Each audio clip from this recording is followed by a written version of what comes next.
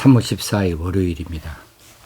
알기 쉬운 기독교 교리 50번째 시간으로 오늘은 교회론 세 번째 주제 교회의 정치에 대해서 말씀을 드리고자 합니다. 역사상에 교회가 정치 체제에 크게 세 개의 전형을 가졌습니다. 감독 정치, 장로 정치, 회중 정치. 이 중에서 가장 성경적인 교회 정치 체제는 장로교회라 이렇게 말할 수 있겠습니다. 장로 교회 중에서 이제 개혁파 장로교회의 정치 체제에 대해서 말씀을 나누고자 합니다. 첫 번째, 개혁파 교회 제도의 근본적인 원리는 무엇이 어디에 있는가? 근본적인 원인은 그리스도가 교회의 머리 되심에 되어 있습니다. 예수 그리스도는 교회의 머리가 되시고 모든 권세의 원천이 되어지십니다. 유기적인 의미에서 예수 그리스도는 교회의 머리이시고 예수 그리스도는 교회를 그의 생명으로 채우시고 성령으로 지배하시는 겁니다. 또한 그리스도는 권위를 가지고 교회를 통치하시는 왕이라는 의미에서도 교회의 머리가 되십니다. 이런 자격으로 예수 그리스도는 교회를 설립하셨고 규례들을 만드시고 교회의 직원들을 구성하시고 그 직원들에게 권위로 옷을 입히시고 현재에도 이 교회 안에 임재해 계시면서 그 직원들을 통하여 말씀하시고 행동하고 계십니다. 어쨌든지 교회의 생명의 원리는 성령이시지요. 성령으로 지배받고 있다고 한다면 그 교회는 그리스도의 생명으로 사는 교회입니다. 성령을 통하여서 교회를 지배하시기 때문에 이렇게 말씀을 드릴 수 있는 거죠. 그런 의미에서 교회의 직원의 권위는 어떤 권위일까? 봉사하는 권위를 갖습니다. 뒤에 한번 또 말씀을 드리겠습니다만은 교회 직원, 목사가 됐든 장로가 됐든 교회 직원들의 이 권위는 봉사하는 것이 바로 권위예요. 군림하는 것이 결코 아니고 어떤 또 다른 목적을 갖는 것이 결코 아닙니다. 자, 그리스도는 말씀을 수단으로 하여서 권위를 교회에서 행사하십니다. 말씀을 수단으로 하여서 다스리신다, 교회를 다스린다라고 하는 거죠. 예수 그리스도께서 그분의 교회를 다스리실 때에 성령으로 하신다. 성령을 통하여서 하신다. 이건 주관적인 의미에서 그렇게 하십니다. 예수 그리스도는 주관적으로는 교회 안에서 역사하시는 성령을 통하여서 행사하시고요. 객관적으로는 하나님의 말씀으로 통치하신다. 이렇게 말씀드릴 수 있겠습니다. 그러니까 교회는 이 범주 안에서 권위가 그리스도의 권위가 나오는 것이고 인간적인 그 어떤 그 힘으로나 실력으로나 권세로나 이것을 가지고 교회를 다스릴 수가 없는 거죠. 오로지 말씀의 배경을 가져야 되고 말씀을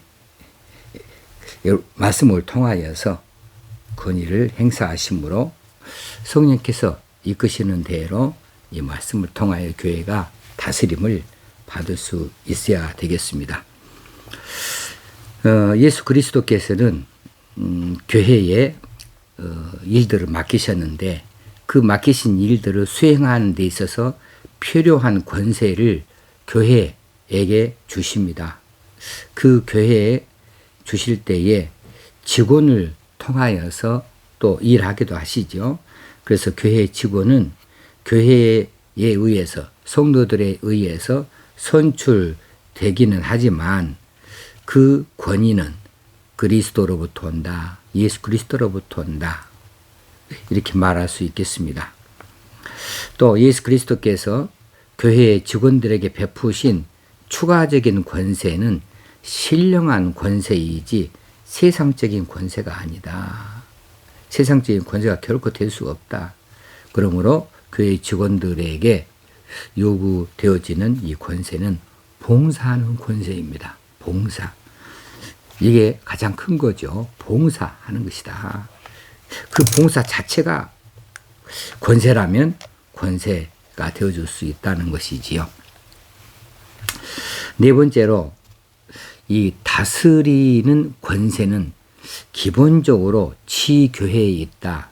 여기서 지교회라고 하는 말은 지역교회 그리고 이 단위적으로 나뉘어져 있는 개교회를 말합니다.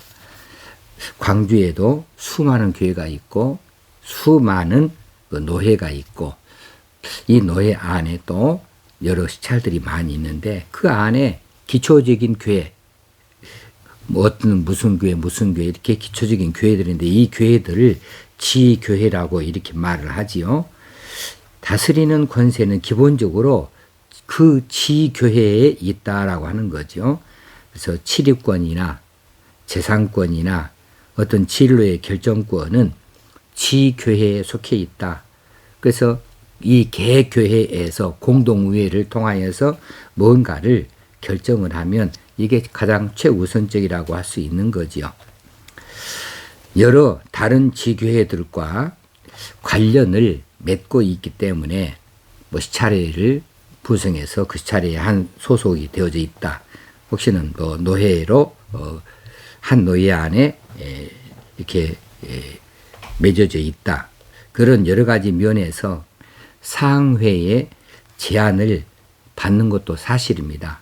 이 상회라고 하는 것은 개교의 입장에서는 시찰회, 노회, 그리고 대회, 그리고 총회 이런 식으로 그 위에 상회가 있습니다. 여러 가지 면에서 이 상회의 제안을 받게 되지만은 교회의 권리는 일반적으로 기본적으로 지교회에 있다. 그래서 지교회의 이 정관이 매우 중요해요. 상회 정치는 지교회를 잘되게 하기 위해서 있는 것이지 지교회를 간섭하고 억압하고 부리기 위해서 있는 것은 결코 아니지요. 국가가 국민을 위해서 있는 것이지 국민이 국가를 위해서 있는 것은 결코 아니죠. 국가 권력은 매우 힘 있는 것이지만 이것이 국민을 억압하는 데 쓰이는 것이 아니고 국민들을 위해서 봉사하기 위해서 국민들로부터 그 위임받아서 그 힘들이 있는 것이나 마찬가지입니다. 크게 두 번째로 교회 정치에 있어서 교회 직원이 있습니다. 이 직원은 두 가지로 말할 수 있는데요. 비상 직원과 그리고 통상 직원으로 구별할 수 있습니다. 이 직원들은 그리스도를 대표하면서 그 권위는 제한되어져 있습니다. 그리고 그리스도에게 종속되어져 있습니다. 예수 그리스도가 쓰시는 범주 안에서의 직원이란 이야기예요. 자, 비상 직원은 지금은 없어요.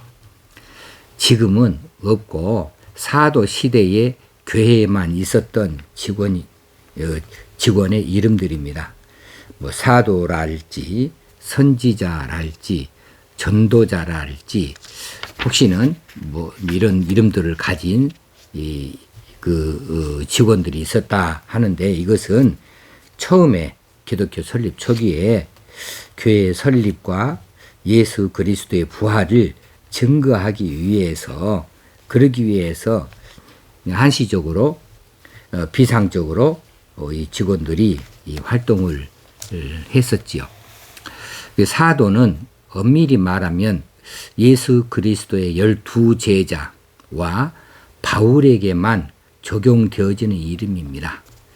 예수 그리스도께서 직접 그들에게 임무를 맡기셨어요.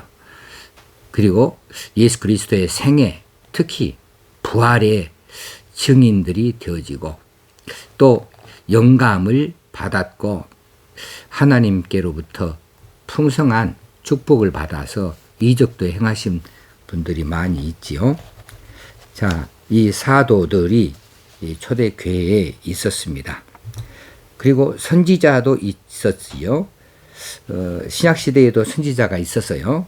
그렇지만은 사도들이 계시의 기관으로 역사했기 때문에 선지자가 구약처럼 성행하지는 못했습니다.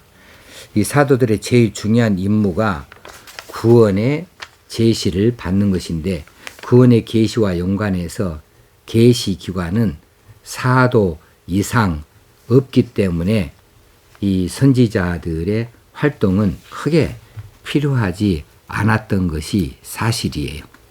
그들은 가끔씩 신비를 계시하기도 했고 미래의 일을 예고하기도 했던 적이 있지요. 그런 의미에서 선지자라 하는 이런 직원의 이름을 가질 수 있었습니다. 그리고 세 번째는 전도자이지요.